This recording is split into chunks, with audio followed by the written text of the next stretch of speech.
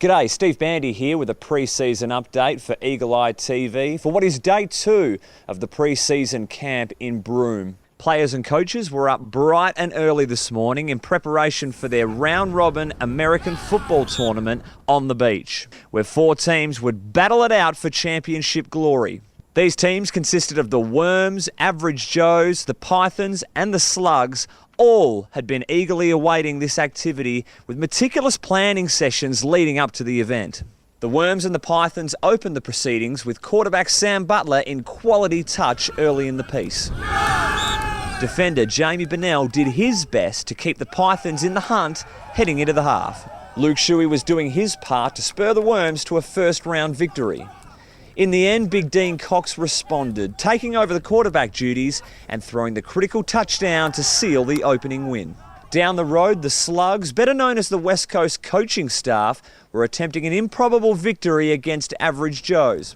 Senior coach Adam Simpson appeared shaky at the helm in the early goings. Other coaches seemed to follow suit as the Slugs just couldn't get on the same page offensively. It was enough to hand the victory over to Average Joes as the competition moved to the second round. Very little change for the Slugs, with multiple errors piling up as the defence of the Worms reached whole new levels. Adam Simpson certainly redeemed himself when backline coach Adrian Hickmont sent the vortex deep down the field for this pearler in the end zone. But the Worms' firepower was just too much, with monster receivers like Josh Kennedy and Luke Shuey almost impossible to stop in the air.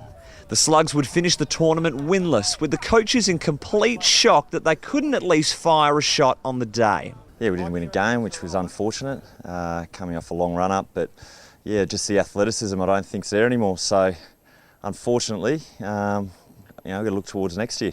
It went wrong in plenty of places. We weren't very good at all, but at the same time, it's always important to pump the players up and make sure that their confidence levels are high, and I think we did that today by allowing them to get more than enough touchdowns. The question was now who was going to face the Worms in the grand final. In the end, the Pythons and Average Joes tied, meaning it was a throw-off to see who would advance. New recruit Elliot Yeo volunteered for the Snakes, and with pretty good reason. It was a tough way to finish for Average Joes, with receiver Scott Lysett firmly believing that the problem lay squarely with the quarterback. Yeah, no, we were looking all right, but I think a bit of Lecker's throwing let us down. So I think we had the team to go all the way, but I think he just let us down in the end, so we should have gone all the way. The stage was set for a thrilling conclusion, and the Worms were fired up from the opening drive. Courage, determination, that's what makes us. Time to be great, it's time to be special. Worms on 3, 1, 2, 3, Worms! QB Jamie Bennell put a halt to their momentum, however, hooking up with Sharrod Wellingham for a sensational touchdown to open the scoring. The celebration over Mark Hutchings was lucky not to draw a penalty.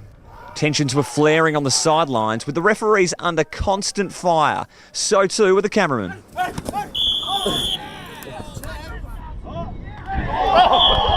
With the Worms desperate to get on the scoreboard, enter Sam Butler and Josh Kennedy.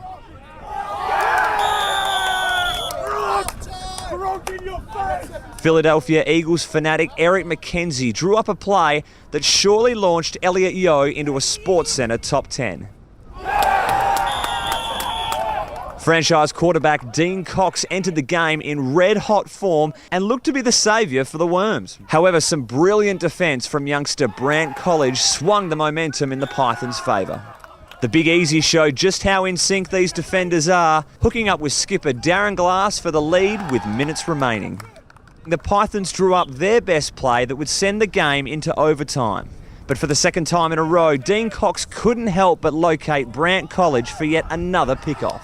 The Pythons took out the inaugural championship with a hard-fought victory, while the Worms were left wondering of what could have been. Wide receiver Chris Marston did not hold back at the post-match press conference. We had one really good quarterback in Sam Butler. We had really good chemistry with the wide receivers, and we had good blockers for him. And then we let Coxie throw, and that was a big mistake for our side. Turning it over, and he was just rubbish in the end. So we should have known he couldn't have thrown the ball. But in hindsight, hindsight's a beautiful thing, and we just shouldn't have given him the ball at all.